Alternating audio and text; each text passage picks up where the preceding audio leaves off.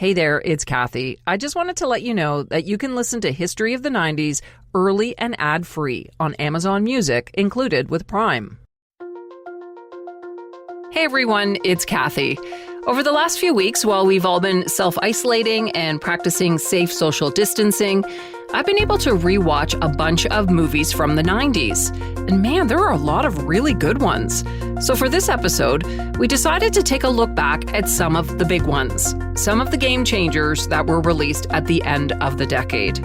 I hope you enjoy it and maybe find something new to watch.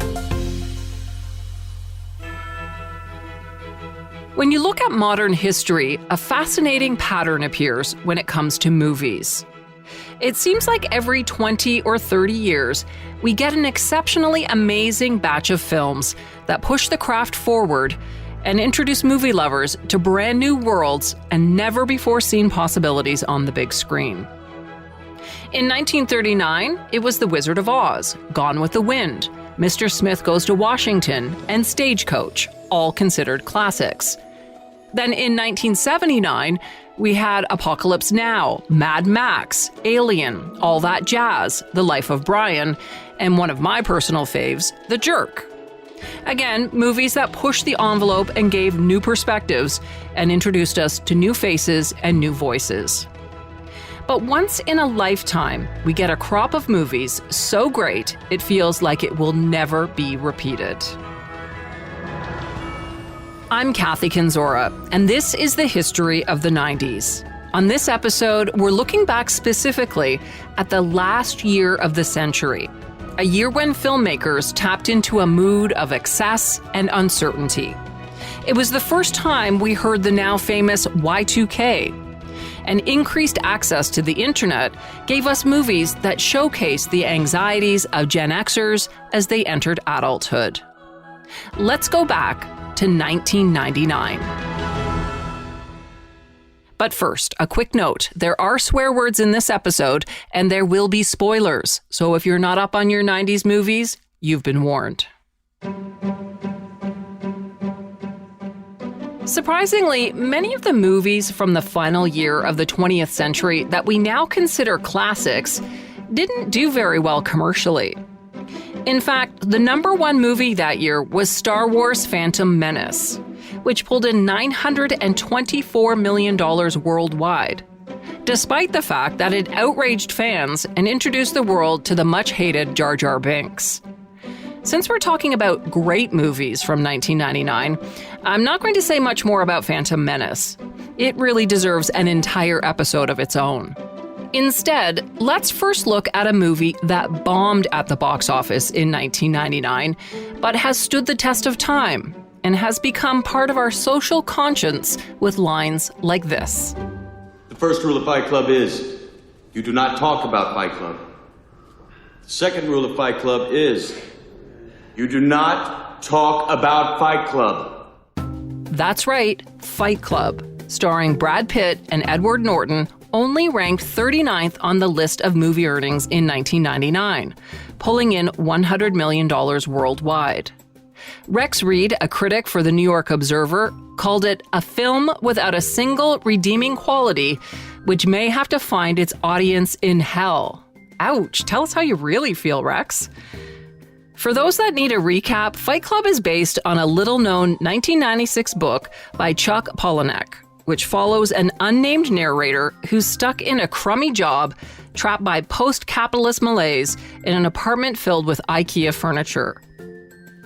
He eventually crosses paths with Tyler Durden, a handsome, charismatic soap salesman who lives life exactly the way he wants to. Durden convinces the narrator that the only way to truly feel alive is by creating Fight Club, a secret club of men who meet in dark basements to beat the crap out of each other. The book was a commentary on a sense of growing dissatisfaction among young men. You know, in the mid-90s, there was this whole sort of kind of men's movement of like return to nature and drum circles, and we have to reclaim our masculinity. That's author Brian Raftery. As a culture critic, he's written for Rolling Stone, GQ, and Esquire, and recently published a book about the movies of 1999 called Best Movie Year Ever. I do think there was this sort of sense of, that Gen X, I guess, hadn't really, a lot of the people in Gen X, they didn't have a sort of defining moment, and their grandfathers had fought in Vietnam and or the World War II, and their fathers had fought in Vietnam or Korea. And I think there was maybe this sense of displacement among some men. Even though Polonek's book touched on some relevant issues, only about 5,000 copies sold in hardcover. But a copy did make its way to Laura Ziskin, the producer of Pretty Woman. She optioned the rights to the book for a mere $10,000. Ziskin initially tried to get director David O. Russell on board for the project, but after reading the book, he passed, saying he just didn't get it. Next, she approached director David Fincher, who was already known for the thriller Seven, starring Brad Pitt and Gwyneth Paltrow. That film was loved by critics and was one of the highest-earning movies of 1995. Fincher read the book Fight Club and totally related to it, and he saw it as a modern version of the classic movie The Graduate, which was also about a distressed young man pushing back against older society's expectations. Fincher brought on screenwriter Jim Uhls to adapt the book into a script.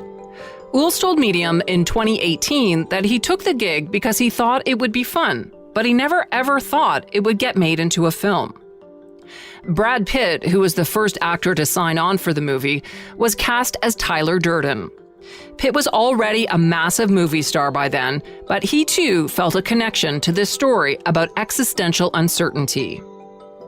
In 1999, he told Rolling Stone magazine, "I'm the guy who's got everything, but once you got everything, then you're just left with yourself.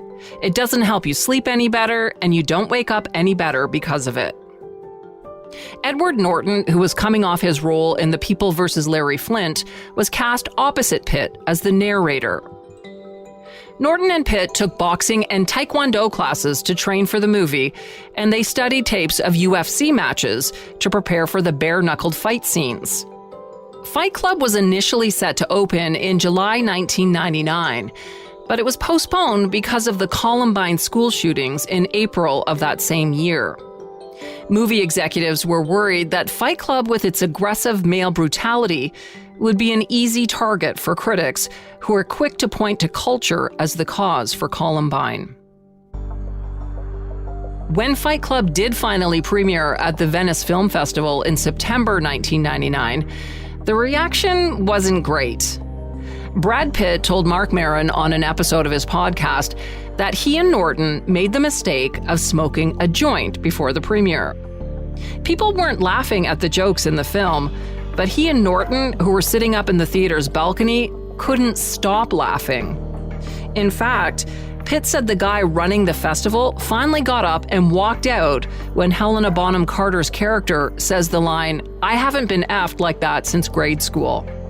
I think Fight Club is a very funny movie, and I understand why people don't think it's funny and still find it horrific. I thought it was very shattering and disturbing, but also I do think parts of it are hilarious because it's kind of poking fun at all that. I mean, it's certainly, if you look at it, what it's saying is this. I always feel like what it's saying is, yes, this whole crisis of masculinity, it's a little bit ridiculous. At the same time, it's also ridiculous that we're a generation who are just obsessed with IKEA couches, and there's something in the middle. When the movie was released worldwide in October 1999, more than one critic said it was an incitement to violence. Several even equated it to fascist propaganda. And on her incredibly popular talk show, an appalled Rosie O'Donnell implored viewers not to see the movie, and for good measure, she gave away the film's big twist.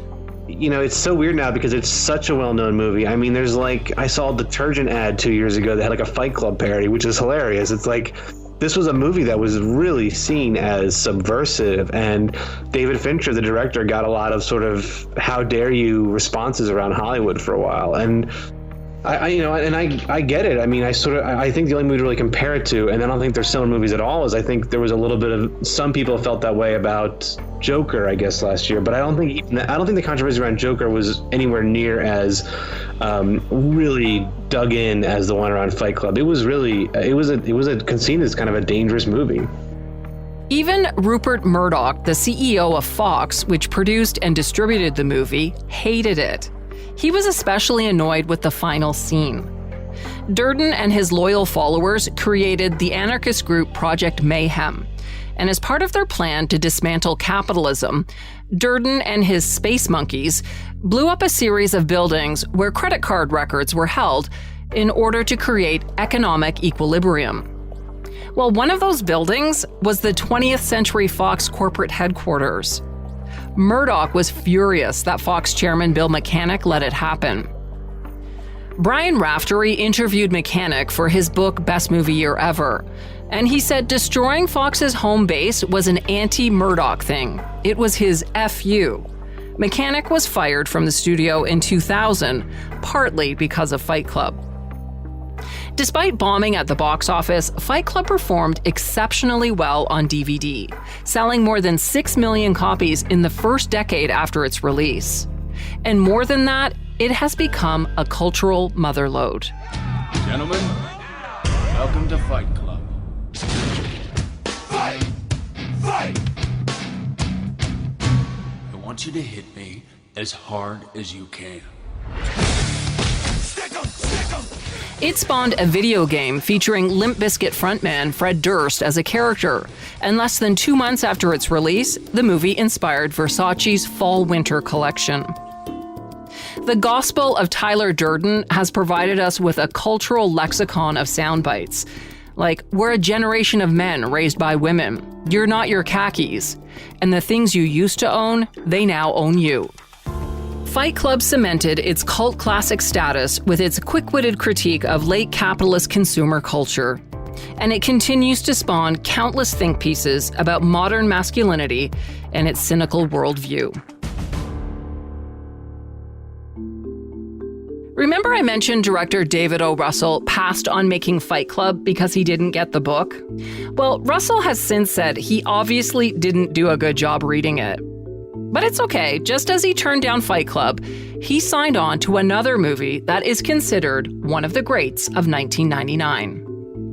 As in, people do what is most necessary to them at any given moment.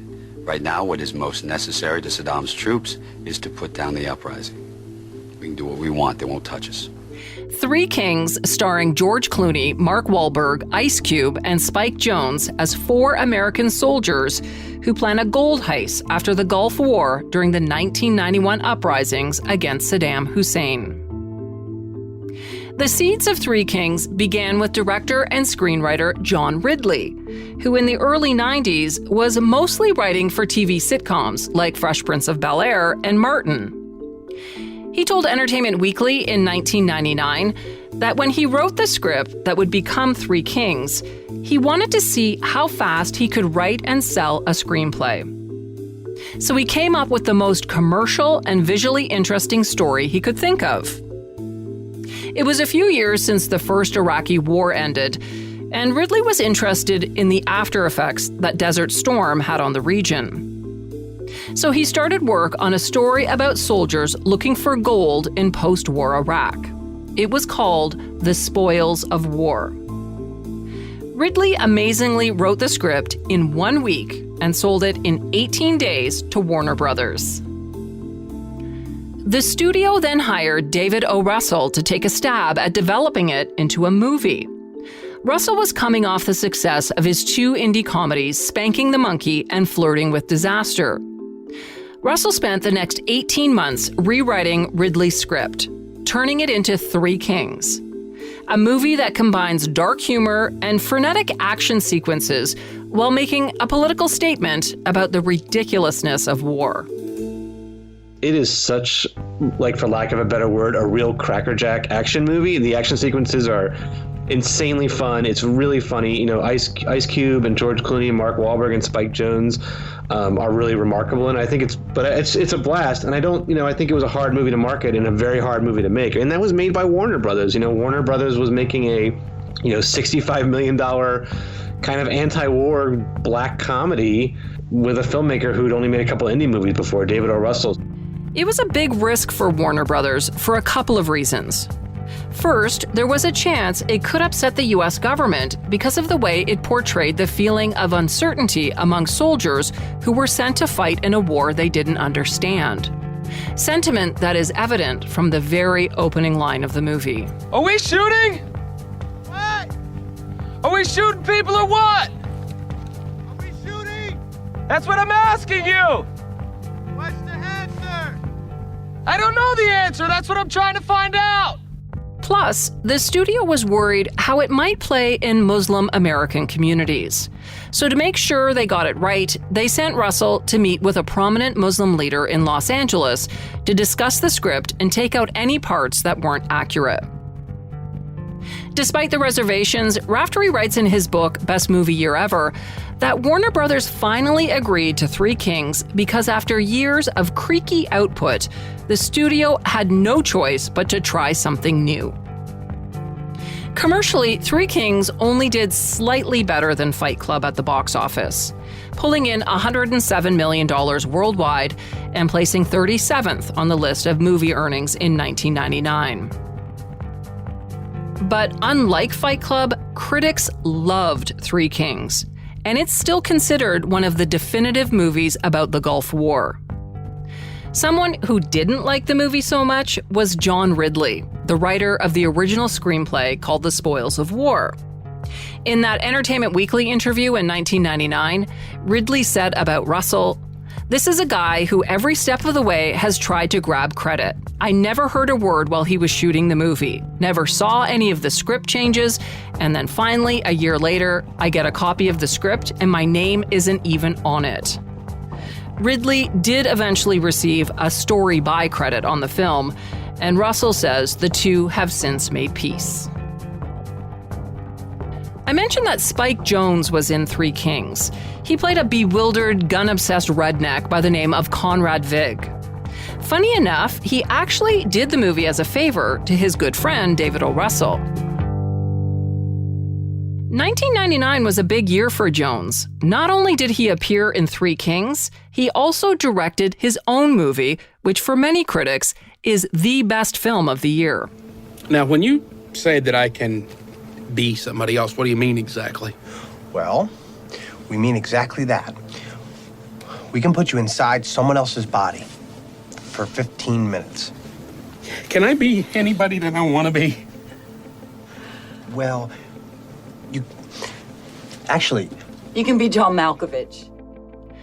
Being John Malkovich is a fascinating and strange take on the technology-crazed and celebrity-obsessed culture of the late 90s. It features an unemployed puppeteer who's taken a boring job as a filing clerk on the 7.5 floor of a New York building. Employees need to crowbar open the elevator door to access the floor, which has ceilings that are so low everyone has to duck as they walk around. He eventually discovers a portal that lets him enter the mind of actor John Malkovich for 15 minutes before being dumped out in a ditch near the New Jersey Turnpike. The bizarre tale was written by Charlie Kaufman, who was an unknown screenwriter at the time. He had written for a few failed sitcoms, including Misery Loves Company, Ned and Stacy, and the 1993 sitcom The Trouble with Larry. In between TV gigs, Kaufman started writing Being John Malkovich, which he completed by 1994. He told the LA Times in 1999, the script got a lot of attention, but nobody was interested in producing it. That is until Spike Jonze got his hands on it. Jonze loved it, which isn't too surprising. Jonze himself is a very interesting guy. He started off as a photographer in the California punk skateboard scene of the early 90s. He eventually moved on to directing music videos and commercials. And by the time he read the script for Being John Malkovich, he was an incredibly sought-after music video director. He was behind some of the most talked-about videos of the 90s, including Sabotage by Beastie Boys, Buddy Holly by Weezer, and Praise You by Fatboy Slim, which he directed and starred in. Jonze did a bunch of great commercials, too, including a 1995 Nike ad in which Andre Agassi and Pete Sampras play tennis in the middle of Manhattan traffic. Jones and Kaufman spent a year together revising the script before they approached John Malkovich himself about appearing in the movie. Obviously, his involvement was the key to making this whole thing work. According to Brian's book, Best Movie Year Ever, Malkovich loved the writing and the script. But he thought there is no way anyone was going to make this movie. He was going to take a pass until he received a phone call from legendary director Francis Ford Coppola, who convinced Malkovich he should take a chance on Spike Jonze. You see, Jones had connections, and he wasn't afraid to use them. At the time, he was engaged to Coppola's daughter, Sofia Coppola. She's also a writer and director and would go on to win an Academy Award for Best Screenplay for the 2004 movie Lost in Translation. Joining Malkovich in the movie were John Cusack as the greasy-haired puppeteer, along with Catherine Keener and Cameron Diaz, who took on the role of Cusack's character's sad, dumpy, animal-loving girlfriend. Brian Raftery says even though the movie was released over 20 years ago, it still feels very relevant. It just feels like it's dealing with all these kind of perennial questions of who am I and how do we feel about celebrities and, could we try to pretend to be other people, which now feels just like what the internet is every day. It just feels like it kind of predicted the insanity of turning your life over to someone else. And even though Twitter and Instagram weren't invented yet, this movie addressed the growing feeling that the internet was changing the way we live. John Malkovich recognized this too back in 1999 when he told the New York Times, "I think it's about the need to escape yourself for 15 minutes that everyone feels. But it's really about something more sinister. It's the idea that we now lead virtual lives. We live our joys and sorrows and foibles through the lives of public people." And that's even more true today, when we can step inside the lives of almost any celebrity we want through their social media accounts. Critics absolutely loved being John Malkovich, including Roger Ebert, who gave it a 4-star review and called it so beautiful you feel not just admiration, but gratitude. Despite the love, it didn't have widespread appeal at the box office, coming in at 93 on the movie earnings list for 1999, with $23 million in ticket sales. It didn't help that Spike Jonze, who's well known for shunning the media, did very little promotion of the movie. He canceled his news conference at the New York Film Festival, and he made only one bizarre appearance on The Late Late Show with Craig Kilborn. We can't talk about 1999 without mentioning the one movie that was an unexpected box office hit, partly because of its use of the internet to execute incredible and brilliant marketing. I'm scared to close my eyes. I'm scared to open them.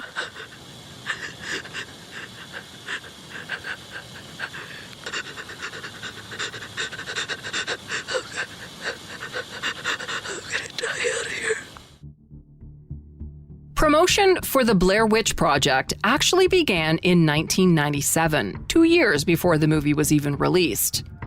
Film students Daniel Myrick and Eduardo Sanchez came up with the idea for Blair Witch after watching a disappointing Freddy Krueger sequel. They wanted to make an old-fashioned scary movie, like The Exorcist or The Shining. After putting their heads together, they created the story of a group of documentarians who go into the woods looking for the legend of the Blair Witch. The group disappears, but the video they recorded is found a year later. Blair Witch wasn't the first movie to use the found footage concept. It goes back to a 1980 thriller called Cannibal Holocaust, which also features the disappearance of a young film crew.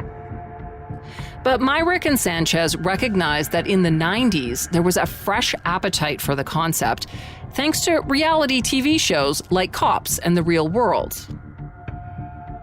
The first thing Myrick and Sanchez did was create a 10-minute teaser, a demo tape that they could show to potential investors. It used black and white photos, old drawings, and some narration to tell the story of the Blair Witch, who was rumored to be responsible for dozens of deaths in the woods of Maryland. While they were raising money for the project, the 10-minute teaser ran on a TV show called Split Screen, which aired on the Independent Film Channel. There was no explanation. Viewers had no idea what they were watching. No idea if it was an actual legend or a work of fiction. Meantime, Myrick and Sanchez had raised enough money to start shooting Blair Witch. Their total budget would be a mere $60,000. The first step was to hire the actors who would play the 3 filmmakers who get lost in the woods.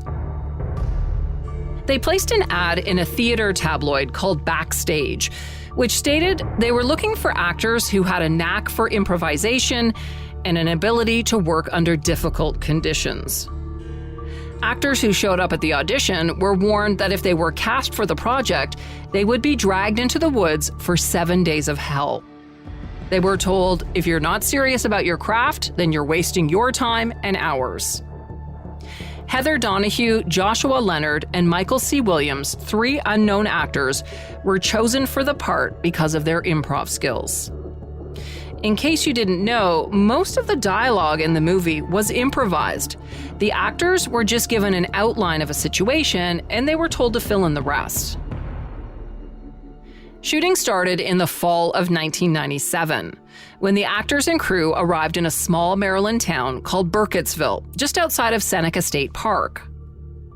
The next day, Heather, Josh, and Mike entered the woods carrying their gear and some food and started filming. To make it seem as real as possible, the movie crew tormented the actors at night by shaking their tents and playing a boombox with the creepy sounds of children crying and talking in the distance. In the morning, the actors woke up to find spooky crosses and figures made out of sticks in the woods around the tent. The whole time, they were told to stay in character and react the way they would if it was real. Go, fucking go!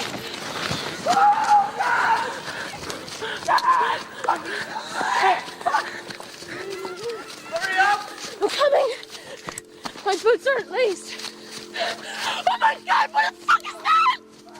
What the fuck is that?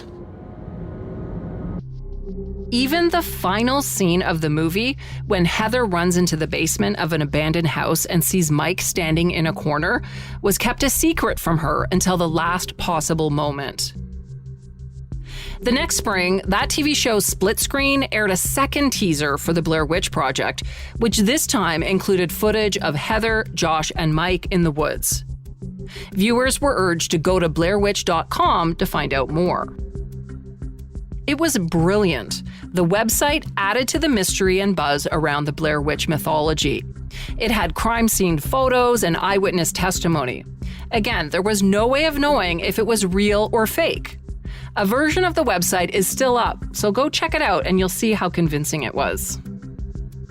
The Blair Witch Project premiered at the Sundance Festival on January 23, 1999.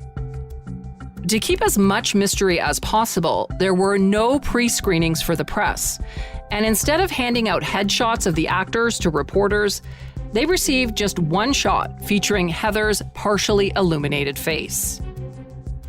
The midnight showing of the film was sold out. The months of online teasing had paid off. Brian Raftery writes in his book that the reaction to the film was hard to read. Some people walked out, and those that remained were weirdly quiet as they watched something that was totally different than anything seen before. You know, the idea of having this fake found footage movie and the cuts are so quick and the camera movement is so zigzaggy and jarring. But I remember seeing it at a screening in the summer of '99 before it came out, and I'm not kidding. I was gripping the seat in the screening room, and I walked out like into Manhattan, like oh my gosh, what was that? I'm with Brian. I remember being absolutely terrified by this movie. I lived in a really old house at the time, and the basement had these unfinished concrete walls, and I could not go down there without thinking about the final scene from the movie. I don't remember, though, if I thought it was real or fake, but a lot of people were convinced it was actually found footage, and the filmmakers helped that along. Between the showing at Sundance and the worldwide premiere in the summer of 1999, they paid college students to cover campuses with missing posters of the cast.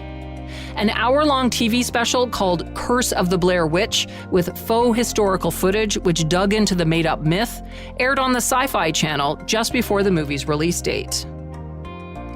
But most importantly, the actors' IMDb pages were changed so that they were listed as deceased. That's right, if you went online to check out Heather, Mike, and Josh, you would soon find out they were dead, leading you to believe that the movie might actually be real. The actors were also discouraged from doing press, and they were asked to stay away from the premiere.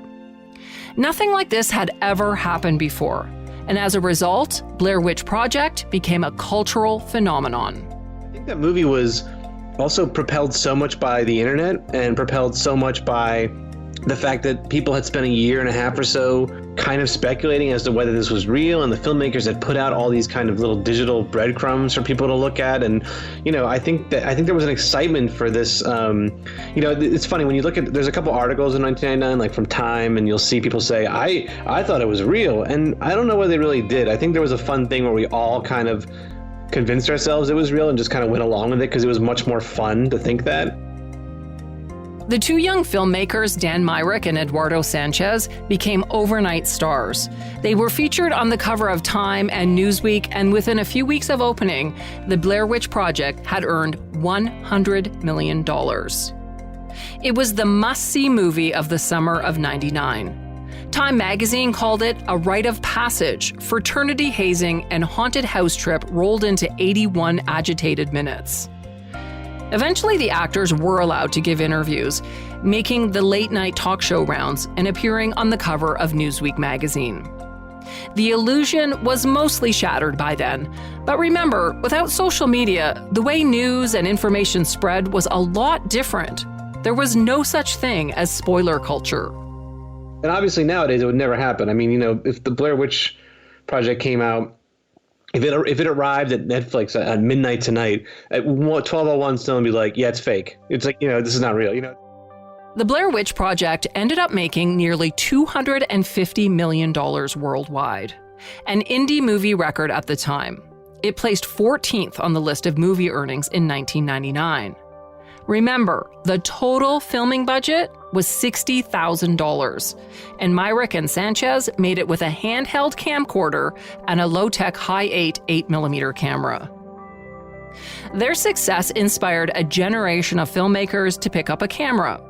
It didn't matter how low-tech or inexpensive the equipment was. Blair Witch spawned countless imitators and spoofs, but none did it as well. The closest was 2009's Paranormal Activity, which also used unknown actors and improvised dialogue. For that one, the characters were just regular homeowners using a surveillance camera with night vision to capture the movements of a supernatural demon inside their house. As for Blair Witch, the magic of the first movie was not able to be replicated. The direct sequel in 2000 and a third attempt in 2016 both flopped.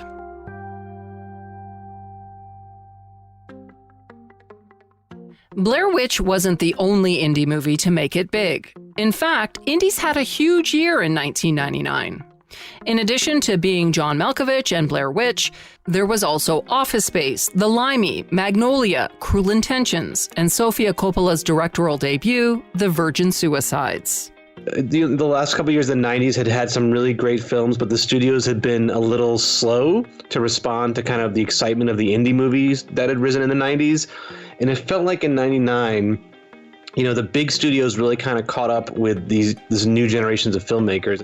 Another powerful indie movie in 99 was Boys Don't Cry. This was the first mainstream film to focus on a transgender man. It was based on the true story of Brandon Tina, a 21-year-old Nebraska trans man who was raped and murdered in 1993. It was directed and co-written by Kimberly Pierce, who had spent years researching the tragic life and death of Brandon.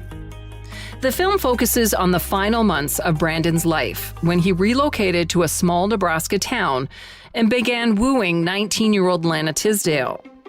When it was discovered that Brandon had been assigned female at birth, Lana's two friends tracked him down and raped him. A short time later, they shot and stabbed him to death.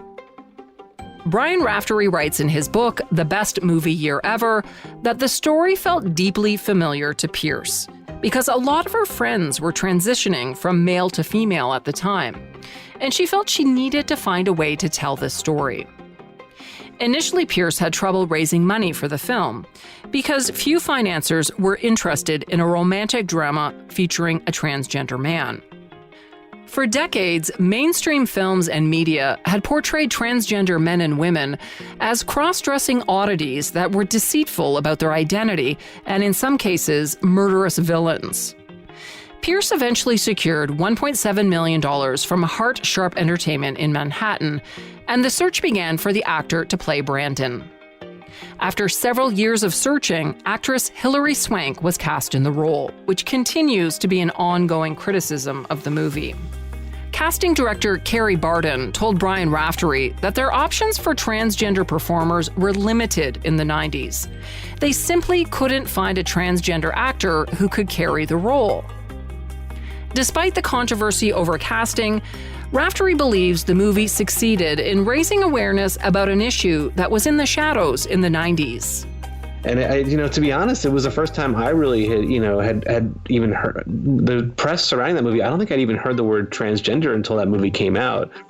And I think I was very young and probably naive, so maybe I'm sure it's not as if it was invented by that movie. But I think that was a very important film, and it came out not long after the murder of Matthew Shepard, who was a young gay man here in America who was brutally killed and was on the cover of Time magazine. And I think I know there's some pushback toward that film, especially among younger viewers. And again, I totally respect that and understand it. But I think it's very important to remember that movie at its time was really compelling and inventive, and really spoke to a lot of people who maybe hadn't been listening before. Brian wasn't alone. For many, Boys Don't Cry was their first introduction to a trans man. And the fact that the movie was told largely from Brandon's point of view, the audience could empathize with him, and the movie was celebrated in some LGBT circles. Swank prepared for the role by spending a month changing her appearance. Each morning, she bound her breasts, placed a rolled-up sock down the front of men's pants that she wore. She worked out to make her face thinner, more angular, and cut her hair short, using Matt Damon and Leonardo DiCaprio as inspiration.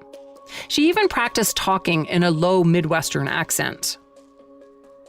Swank's performance in Boys Don't Cry earned her an Oscar for Best Actress. She thanked Brandon Teena in her acceptance speech, saying, "His legacy lives on through our movie." The movie only made just over $11 million worldwide, but remains one of the most well-known pieces about a transgender man in popular culture.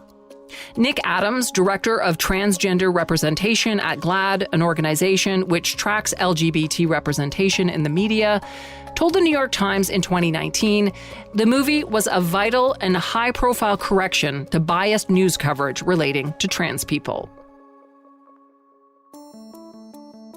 If you weren't into indies or groundbreaking films, the late 90s was also a fertile period for teen movies. The music channel MTV got into the movie business in 1996 and produced films based on MTV programs, such as Beavis and Butthead Do America and Jackass, the movie. But no one would have predicted that amongst the 4 films they released in 1999, which included Varsity Blues and 200 Cigarettes, one of them would be nominated for an Oscar. And that one is a personal favorite of Brian Raftery. It tells the story of a high school senior by the name of Tracy Flick. Some people say I'm an overachiever, but I think they're just jealous. My mom always tells me I'm different, special. And if you look at all the things I've accomplished so far, I think you'd have to agree. That's right, Election. It stars a very young Reese Witherspoon as Tracy Flick, and Matthew Broderick as a middle-aged teacher, Jim McAllister. And according to Brian, it is a flawless movie. But I just think that movie has so much to say about gender and class and politics and the way America's kind of governs itself, and it does it in the most subtle ways. And it's also just a remarkable. I mean, I've never been bored rewatching Election, and I had to watch a lot of these movies 5 or 6 times for this book, and Election is always kind of delightful. Turns out Brian's not alone. Barack Obama once told the movie's director, Alexander Payne, that Election is his favorite political movie too. The movie depicts a battle for high school president between overachiever Tracy Flick, dopey football star Paul Metzler, and his frustrated sister, Tammy. Jim McAllister, the teacher in charge of overseeing the election, is so turned off by Tracy Flick's ambition and obnoxious self-confidence that he interferes in the election to prevent her from winning. Election started off as an unpublished novel written in 1998 by Tom Perrotta, a teacher and aspiring writer. Perrotta told Vox in 2017 that the idea for the book was shaped by his obsession with the 1992 U.S. presidential campaign. It pitted Republican incumbent George H.W. Bush against young upstart Democrat Bill Clinton and independent billionaire Texan Ross Perot. But Perrotta initially had trouble selling Election because publishers couldn't figure out whether to slot it as a YA book or an adult novel. So he put it aside and kept working on other projects. Eventually, though, Perrotta was connected with a couple of movie producers who optioned the unpublished script for $20,000. The producers sent the manuscript to indie movie director Alexander Payne, who was coming off his successful debut feature, Citizen Ruth. He loved the manuscript and quickly began working with his writing partner, Jim Taylor, to adapt it to a movie script. The end result was completely unlike any other teen movies released in 1999. Election is different. Yes, it's a dark comedy set in a high school, but it's actually satire about the American electoral process that takes direct aim at the state of political ethics and behavior. Like I said, not your typical teen movie. The Tracy Flick character became the archetype for an obnoxious know-it-all young woman. But in recent years, viewers have looked at the character a little differently. I think back in '99, I don't think the skeeviness of that was quite as clear to viewers. I think people saw Tracy Flick as kind of this villain, whereas if you look at what her whole character goes through, she's been really kind of just sort of like abandoned and really hurt by grown-ups in a lot of her ways of her life. I think she's a much more sympathetic character now, but I also think she's the best kind of like sort of hero for a movie and a complex movie, which is every time you start rooting for her, she does one little thing where you're like, oh, she's also got, she's also a little bit of a complete like ambition monster. When Election was released in 1999, it was adored by critics, but like so many other movies from that era that have gone on to be classics, it didn't fare very well at the box office, pulling in just $14 million worldwide against a budget of $25 million. There are so many amazing movies from 1999. We haven't even talked about The Matrix yet, or American Pie. But sadly, we are out of time. So we've decided to do something special. We're going to make this a 2-parter. So tune in next week and we will take a look at more great movies from 1999.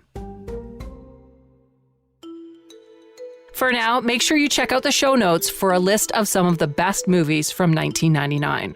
That should give you plenty of viewing options while you're self-isolating. You can also find a link to my guest, author Brian Raftery. His book, Best Movie Year Ever, How 1999 Blew Up the Big Screen, is an excellent read and provided many of the details you heard in this episode. If you haven't already, make sure to subscribe to our show so you never miss an episode. And while you're there, don't forget to rate and review us. It helps spread the word and get more people to find the show. We're available for free at Apple Podcasts, Spotify, Google Podcasts, and everywhere else you get your streaming audio. And you can always listen at curiouscast.ca. If you're new to the show, be sure to go back and check out some of our older episodes. If you have an idea for an episode, I would love to hear from you. I'm getting some really great suggestions. Pokemon, boy bands, 90s cartoons. Please keep them coming.